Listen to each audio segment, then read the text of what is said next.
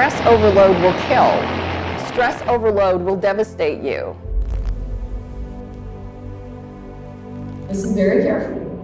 Self-care is not an option. Let's hear it again. Self-care is not, capital, bold, N-O-T, not an option. You have to take care of yourself. I have seen the cost of stress overload. I lost my mom too early from a massive stress-induced heart attack.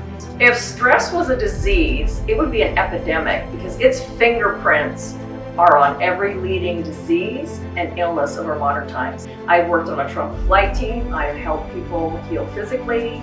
I've navigated low-grade depression, adoption, caregiving, and caregiving fatigue.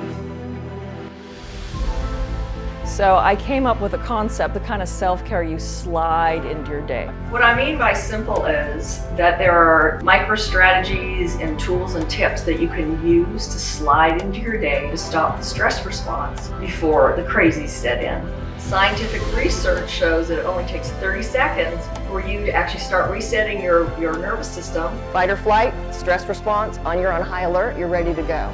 It takes 30 seconds to switch that. Self-care flips that switch, right? 30 seconds. The deep breathing, it lets your brain know, I am not in danger. What's the first thing our pets do when they get up from sleep? Stretching, right? Big breath in and lift up your arms. So what I try to do for you is all the things that I've learned is to help simplify stress management and self-care so you can all take better care of yourself in a simple way.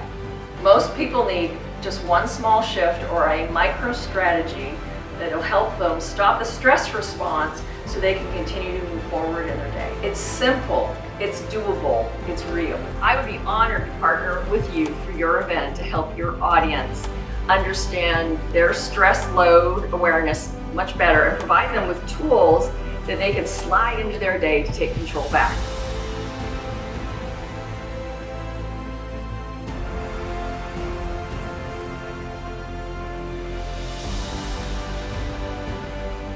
Today, I will find my intentional reset that I can slide into my busy day to take care of me every day. That is legally binding, ladies.